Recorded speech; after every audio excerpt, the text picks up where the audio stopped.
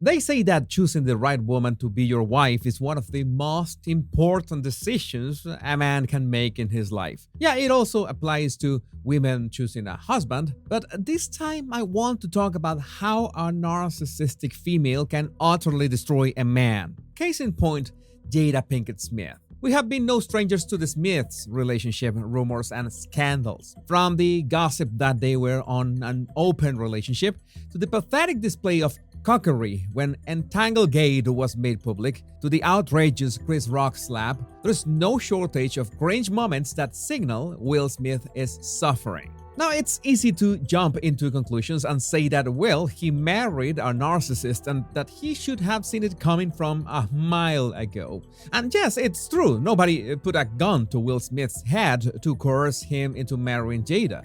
If any was forced at the time was Jada, because her mother allegedly told her to marry because that way they would be set for life.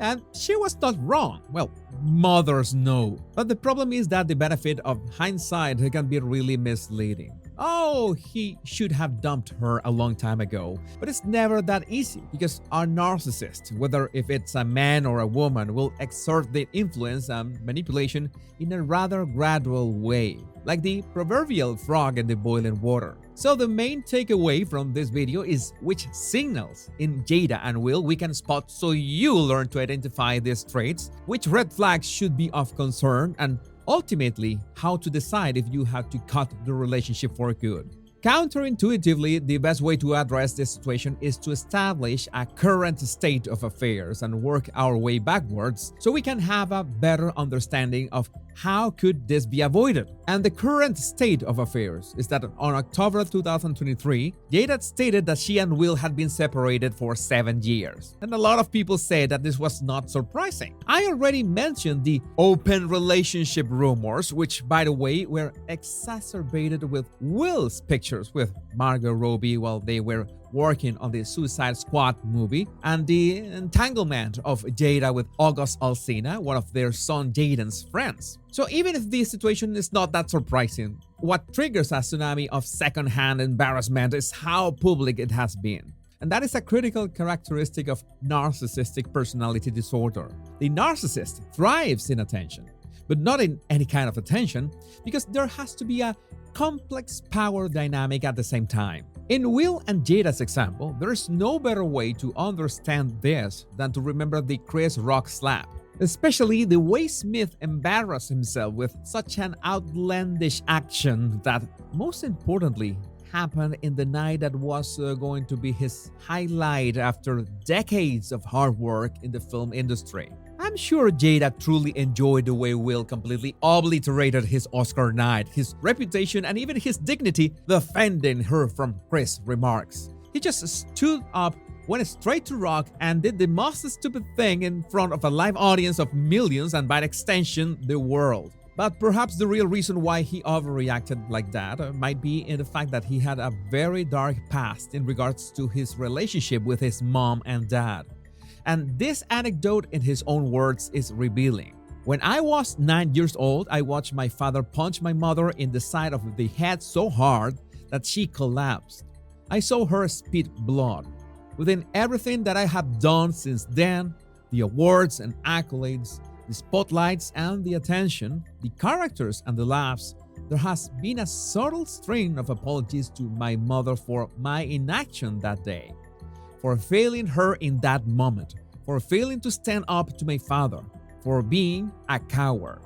So it would not be surprising that this event, and maybe others that he hasn't shared publicly, shaped his view of the world of relationships and eventually his own marriage. And that's why we say that human behavior always comes from somewhere, even when it doesn't make sense. It comes from either an intention or a trigger. Now we start to connect the first dots. Most likely, Will did not have the emotional tools to process these events in the way that he could actually learn from them, but instead he began to develop deep guilt. The guilt from not being able to defend his mother transformed into the need of defending his woman, any woman, no matter the situation. So if this guilt was not addressed, he would be subconsciously attracted to a woman that needed to be protected from something. a woman who needed to be saved. And that is the first problem.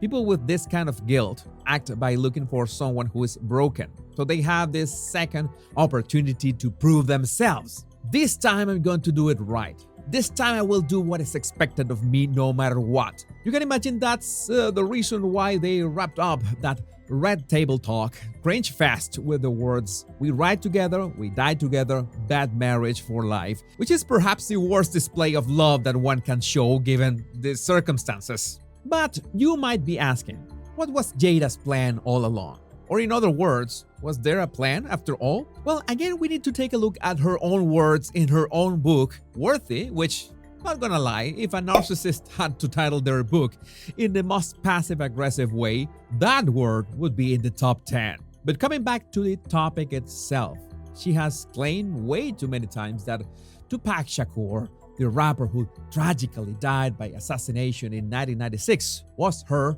and I quote, soulmate. Again, after she has been married to Will for more than a quarter of a century. But after what happened in 2020 with the Red Table Talk episode and later in that meme-worthy Oscars night, I can tell you that Jada absolutely hates Will. And she's doing whatever it takes for him to call it quits. She wants him to say it's enough. Of course, she would never make that decision because narcissists will do anything they can to end relationships in such a way that they are perceived as the victims. She cannot afford herself to just dump him.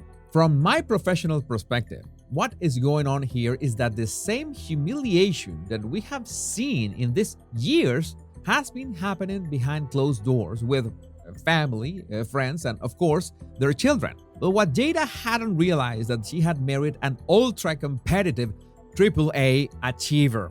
Will Smith is not someone who quits. He will do everything to perfection. Becoming obsessed with his projects is an understatement. And this entrenched guilt is what he mirrors on Jada, and that's why he would do anything to save their marriage. Because he's just projecting his perceived failure as a child to stand up for his mother, something that he couldn't have done at the time. He's projecting that on his own marriage. So they are in the most toxic relationship because no matter how toxic she can be, that only feeds his desire of being her defender even more. What Jada realized is that no matter how much she humiliated him, he was still there, licking his wounds and trying to make it work. So that's why she began making those attacks more and more public and more embarrassing. What we saw in the Chris Rock slap was Will exhausting all the ways to please Jada and trying to show her in public how much he cared about her, that he was not afraid of worldwide ridicule as long as she saw him as her savior or protector, whatever you want to call it. In other words, Will's guilt about his mother projected on Jada was so huge that he was willing to dump his reputation, his career, his Oscar night, if it meant that Jada finally acknowledged all the ways that he had tried to save her. But the problem is that she never wanted to be saved in the first place. She just wanted someone to adore her. And she got that in Will, only that I'm sure that at some point she got bored. Yeah, it was nice being married to one of the power players of Hollywood, but eventually whatever felt like love at first transformed into frustration on both sides. Not to mention that as a narcissist, Jada would not have liked that Will got all the attention all the time, and she would never have the status that he had in the same industry. So in these cases, that's when the gaslighting starts and the passive-aggressive attacks begin to happen. Only that in this case, the person that is being attacked, namely Will, is going to assume full responsibility for everything. And since he's super competitive, he will not complain in the slightest. But narcissists don't like that. They want the victim to react. They want their victims to push back, maybe to have an outburst of anger in public, but directed at them, of course, so they can later claim that you are unhinged, that you are the crazy one because you lost your temper in public. That's why they gaslight and manipulate. So Jada thought that the Red Table Talk was going to be so humiliating to Will that he would have called it quits. And as humiliating it was, we need to remember that according to her claims, they were already separated by this point. So Will didn't have to address these claims in any way, much less to the public. But remember, he's a fighter. And if saving his marriage meant that he had to come out as the greatest cock of the 21st century, so be it. So the question, how can you avoid entering a relationship with a malignant narcissist? Well, the first step is a clear and true introspection. Even if your self-awareness can be limited, even if you cannot see the way you have been hurt in the past, you need to reflect on your parents' relationship and their relationship with you and your siblings. That's the critical first step.